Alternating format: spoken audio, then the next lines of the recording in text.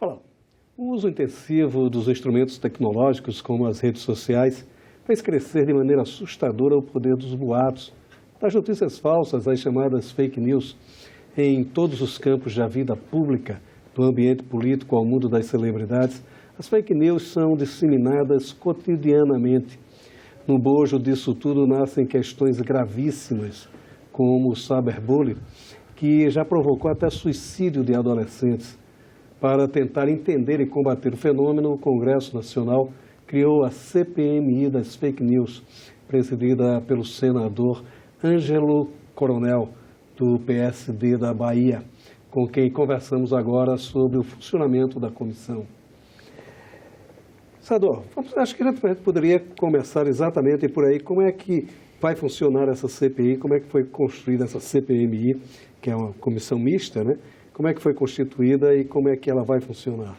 Olha, eu quero, em primeiro lugar, cumprimentar todos os nossos telespectadores dessa TV, que realmente é uma TV formadora de opinião. Sempre é bom estar aqui falando para vocês, para que a gente possa explicar como é que vai acontecer esse debate do combate à desinformação, ou seja, as fake news. Essa CPI é uma CPI mista, 15 senadores, 15 deputados federais, suprapartidária. Abrimos, semana passada, a primeira sessão, no qual eu fui eleito, 18 votos, tive um voto branco. Eu tive não, deixou um de votar comigo, 17 favorável. E imediatamente eu designei a deputada Lides para ser a primeira relatora. Deveremos também indicar mais 3 sub-relatores, porque eu quero dar uma amplitude maior ao que foi até requerido na Câmara, para que a gente possa, com isso, combater todos os segmentos que são passíveis dessas desinformações, desses perfis falsos, desta prática que está abalando a sociedade brasileira. Não só no campo político, mas no campo pessoal, no campo do esporte, no campo empresarial, no campo da pedofilia. Todos os segmentos estão sendo atingidos por essas fake news, com a criação principalmente de perfis falsos, de pessoas que não têm coragem, de pessoas que talvez sejam pagas para denegrir a imagem de alguém. Então, esse exército dos frouxos, esse exército do que fica por trás de uma tela de computador, depreciando a imagem do povo brasileiro, nós vamos começar a contagem regressiva para acabar, meu caro Maurício. Agora, é um tema muito amplo, né? Quer dizer, o envolvimento dele tem uma amplitude imensa, né? Como vai ser possível tentar sintetizar isso tudo em uma única comissão? É por isso que nós estamos criando as sub-relatorias, porque imagine, geralmente uma CPI, você elege o presidente e o vice e daí é escolhido um relator. Mas como o tema é complexo e amplo, como você mesmo falou, eu quero ver se a gente coloca sub-relatores para que a gente foque em pelo menos, em cada item principal do que se mais veicula. O cyberbullying, por exemplo, é um tema importante, nós vamos colocar um sub-relator, provavelmente deverá ser o deputado, o senador que hoje ele é delegado, mais tarde na reserva, que é o Alexandro, que tem uma experiência nessa parte. Devemos colocar também um outro na parte de começar a descobrir aqueles perfis que ficam depreciando marcas de concorrentes. Imagine, você lança um produto hoje, você está indo de encontro a alguém que está estabelecido no mercado, alguém estabelecido contrata esses perfis falsos, esses fake, para poder depreciar aquela marca. Já teve recentemente em São Paulo aquela invasão de escolas que foram feitas via também rede social. Nós tivemos recentemente queimadas na Amazônia, onde criaram o site do fogo, um grupo do fogo, estimulando o fogo na Amazônia. Então, na verdade, nós tivemos também denúncias das eleições passadas, onde usaram a indústria do fake news para depreciar e também para elogiar. Porque a fake news ele tem 2 vertentes. Ou você cria para depreciar alguém, ou então para elogiar alguém, para formatar a opinião de alguém, para formar a opinião de alguém. Então é isso que nós vamos tentar combater, porque é muito amplo. Nós só temos até o dia 23 de dezembro deste ano para concluir os trabalhos, são 6 meses. vamos dar celeridade para que a gente possa, ao máximo, dar uma resposta à sociedade e para evitar que a gente continue sendo massacrado e com essa bala à democracia que está acontecendo no Brasil. Essa questão política também é muito delicada dentro desse panorama das fake news, né? A eleição passada foi muito marcada por essa questão. Como evitar a politização da comissão? Olha, não foi só no Brasil. Se você fizer um relato das eleições americanas com Barack Obama, que na verdade foi quando praticamente deflagrou esse processo dessas redes sociais virulentas, de dando tanto uma conotação boa como uma conotação negativa. Tivemos também eleições no Reino Unido, já tivemos eleições na Malásia também, já direcionada pelas redes sociais.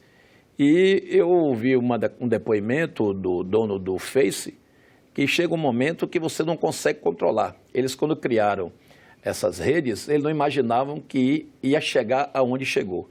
Então, agora nós temos que fazer um marco regulatório, nós temos que fazer legislação para conter esses excessos. E, além do mais, Maurício e meus caros telespectadores, eu sou da opinião que os dados é do consumidor. O dado não é da rede social. Só que eles pegam os nossos dados, o nosso cotidiano, formata um grupo de pessoas com aqueles mesmos atos, práticas, hobby, e aí forma aquele grupo para para formar opinião naqueles grupos. Então, isso aí é que nós temos que evitar. E, repito, os dados têm que ser do ser humano. Não podemos deixar que os nossos dados sejam comercializados por esses proprietários megamilionários que hoje são donos dessas plataformas sociais. Que são dados até vendidos, né? Vendidos, dados vendidos. Agora, como regulamentar isso? Porque a internet ela é tida e a vida como uma espécie de território meio que sem lei, né? Quer dizer, onde todo mundo posta o que bem entende da forma que bem entende. Como tentar regulamentar primeiro isso? ato, Maurício e caros telespectadores, hoje não existe uma lei específica para controle das redes sociais.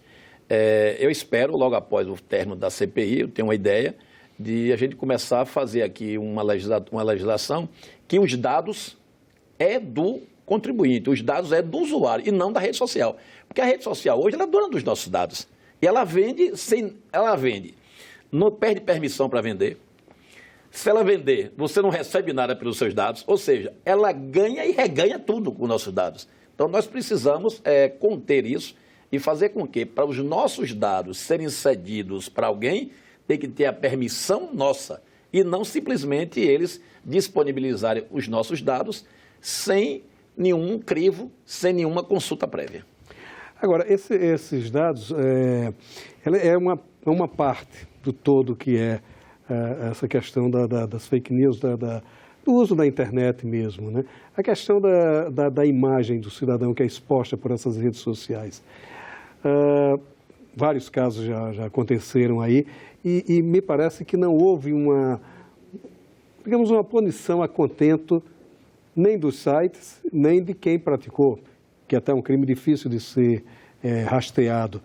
A CPI também está preocupada com isso e vai criar mecanismos para endurecer? Nós convocamos, na nossa segunda reunião de trabalho, todas as redes sociais existentes no mundo.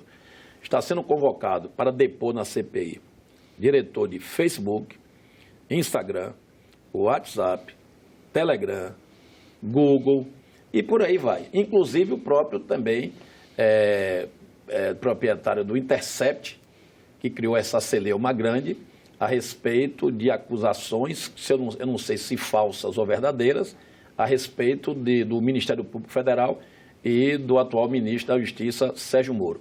Então, nós também estamos pretendendo apurar isso para que não fique aquela dúvida. Quem tem razão é o Intercept ou o procurador Deltan ou o ex-juiz Sérgio Moro? A sociedade está ainda dividida.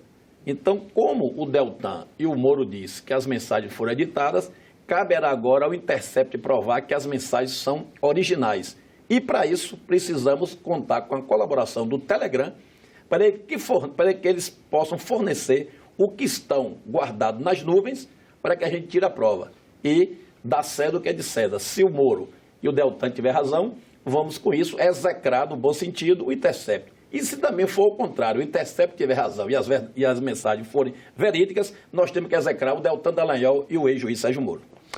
Quer dizer, a CPMI, ela está preocupada com as duas vertentes da Nós questão. estamos preocupados com a verdade. Eu não posso usar de um perfil falso, criar uma caricatura e colocar um perfil para te depreciar, Maurício. Isso eu acho que é covardia. Não tem por que a gente usar uma rede social que foi criada. Eu acho que a intenção da rede social foi muito importante. Eu acho que socializa o povo. Mas o que não pode é você usar dessa socialização para denegrir a imagem de alguém. Isso é que não dá. Então é isso que nós temos que tentar coibir ao máximo para que a gente consiga colocar esse marco regulatório e que as redes sociais possam ter um crivo de quando sentir que aquele perfil é uma caricatura, ou então que aquele endereço, aquele IP, não é o IP original, pode ser de uma lan house, que eles possam coibir e não deixar divulgar antes de pelo menos aferir se há veracidade. Porque, na verdade, Maurício, se você é homem, ou você que me escutou a mulher, se você quer depreciar alguém, bota a sua cara na tela. Por que essa frouxidão? Não veste saia? Não veste, não honra a calça que veste? Mas mete a cara na tela e deprecia a democracia. Não é obrigado você gostar de mim e me ser obrigado a me elogiar. Se você não gosta de mim, pode falar mal. Portanto, você tem que mostrar a sua cara. A democracia é isso.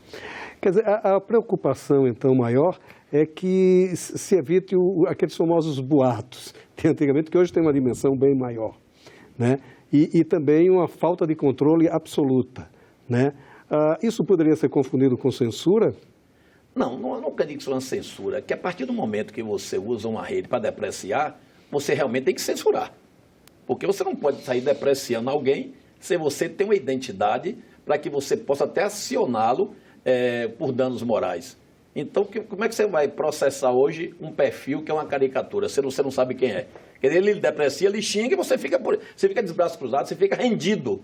Então, a partir do momento que a gente proíbe que tenha as caricaturas e os perfis falsos, você consegue já dar uma certa credibilidade mais à rede social. O que não pode é você utilizar, repito, de uma cara bonita, de um nome simpático e começar a depreciar de quem você não gosta. Eu mesmo já fui vítima e parece que agora vamos desvendar o primeiro caso, que eu acho que vai ter uma repercussão boa a nível nacional. Talvez nós vamos prender o primeiro fake oficial que já se tem na história do Brasil.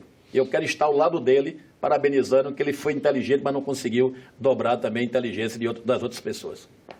É porque ele se esconde, né? Como encontrá-lo? Essa aqui é a grande pergunta. Que mecanismos hoje tecnológicos é possível, não sei, de investigação, que é possível chegar a essas pessoas? Olha, com o apoio das plataformas, você chega. Agora, se as plataformas não quiserem colaborar, aí você não tem como chegar àquela pessoa que utilizou esses perfis para te depreciar. Mas se as plataformas contribuir, não tenha dúvida que isso chegaremos fácil. E aquela plataforma que não contribuir, nós temos que criar legislação duras, multas pesadas, como aconteceu nos Estados Unidos, quando alguém se omite de querer dar a informação da origem daquela mensagem. É porque isso aí é exatamente o problema maior, são essas plataformas, né? De que forma levá-los a contribuir além das multas? Como é que essa lei será criada? A plataforma, ela ganha no tráfico de dados. Quanto mais estiver rodando dados ali, ela está ganhando dinheiro. Então, para ela, quando tem uma coisa sensacionalista, para eles é a melhor coisa do mundo. Está ali o filão de ganhar o dinheiro. Então, nós temos que colocar normas para evitar isso. E aí, quando você pede, chega um perfil falso te depreciando, você pega, faz a correspondência para aquela plataforma, ela se omite, se nega a te dar de onde saiu aquela mensagem, ela pode estar passiva aí à multa. A CPMI, ela já começou seus trabalhos, já houve a eleição do presidente, e ela começa com o depoimento do jornalista Greenhouse, né? Seria o primeiro a depor na CPI? Isso aí não é a relatora que designa quais são os primeiros depoimentos. Eu vou analisar com a nossa assessoria, porque eu quero colocar essa CPI de uma maneira que não fique transparecendo que é uma CPI política, uma CPI que quer retroagir para atingir o atual presidente, porque tem muita gente que está pensando que a CPI vai diretamente no âmago da ferida das eleições do ano passado. eu não quero dar essa conotação política, apesar de que no requerimento feito pelo deputado do Democrata de São Paulo, quando ele protocolou na Câmara dos Deputados, ele colocou como primeiro fato investigação das eleições de 2018. Então eu não quero dar essa conotação, porque senão você fica com a CPI termina ficando vazia, fica com cor partidária. Eu quero essa CPI isenta, a CPI que eu quero conduzir com serenidade.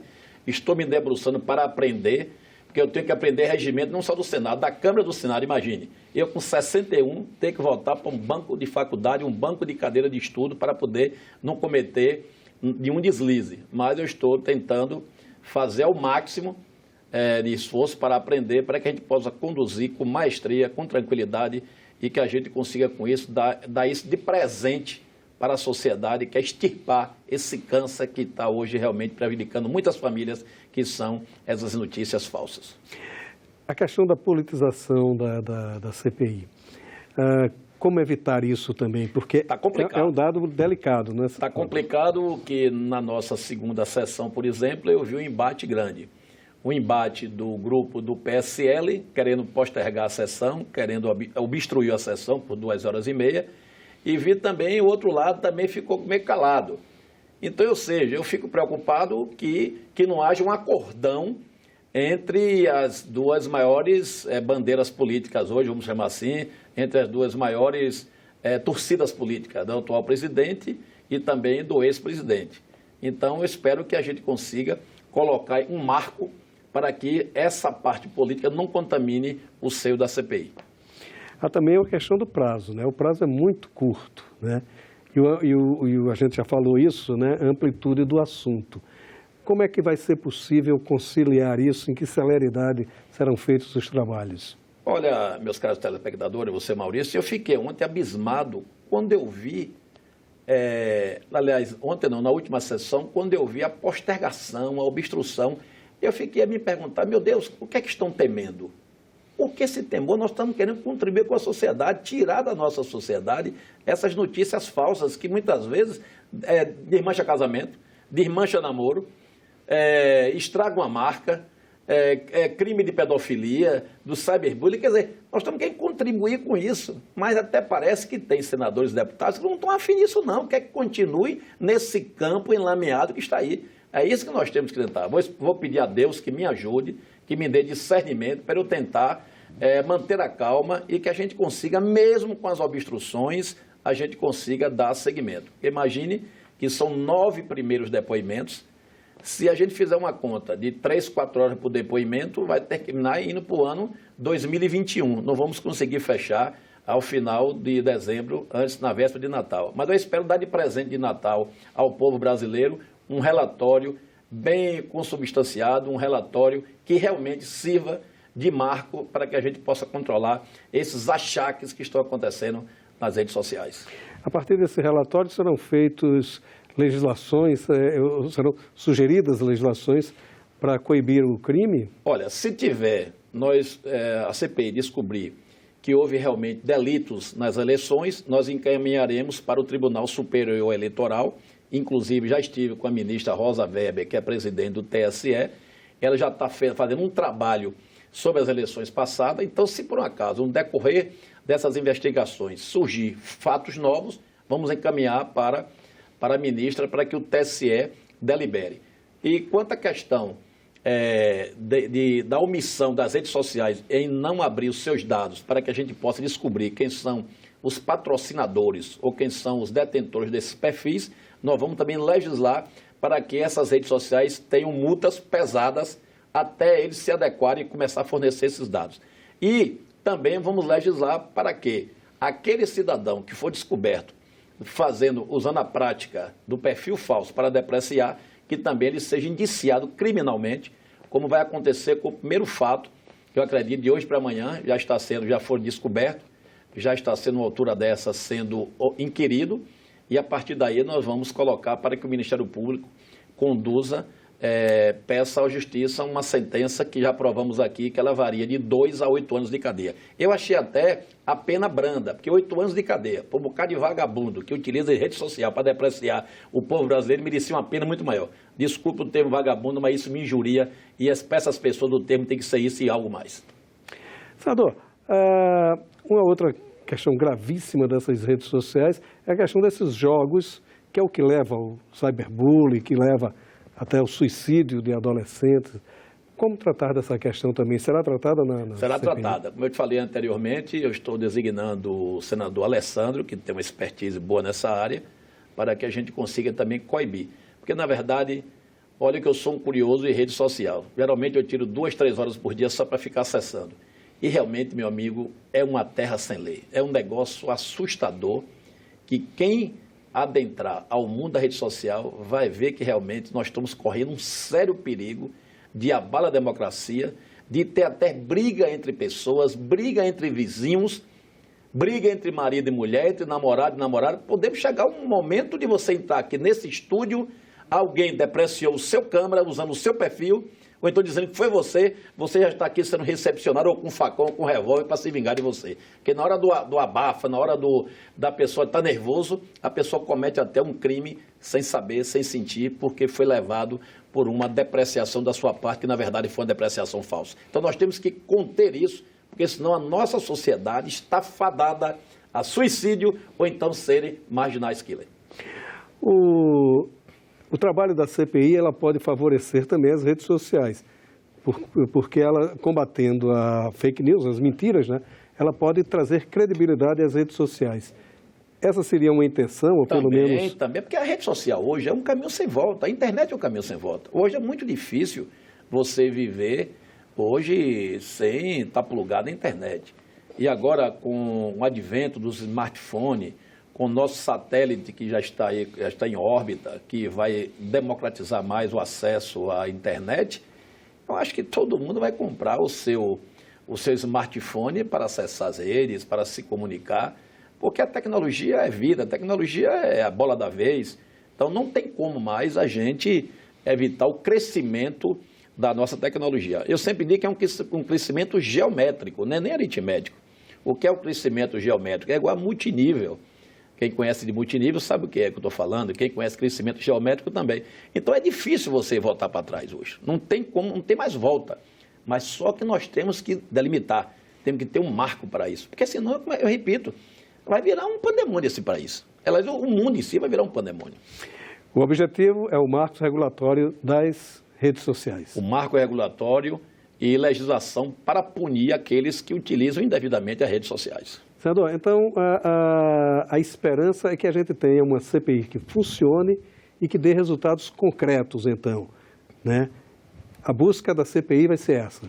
Exatamente. Eu quero, em primeiro lugar, agradecer esse espaço nessa TV, Formadora de Opinião, e dizer que irei me esforçar o bastante para que a gente encerre essa CPI em dezembro, tirando proveito, tirando argumentos para que a gente possa convencer tanto o Poder Judiciário como o Ministério Público e também os proprietários dessas plataformas que precisamos ter um marco urgente para evitar que o Brasil sofra. Eu não vou nem falar de mundo, porque o mundo, cada país que comece também a agir dessa maneira.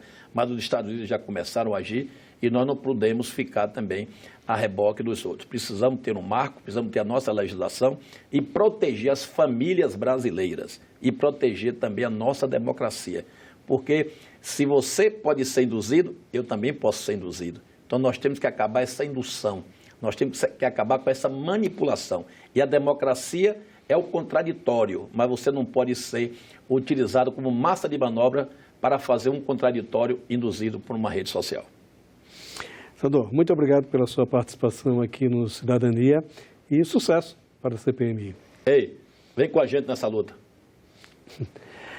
Para rever essa e outras entrevistas, acesse a página da TV Senado na internet, senado.leg.br/TV.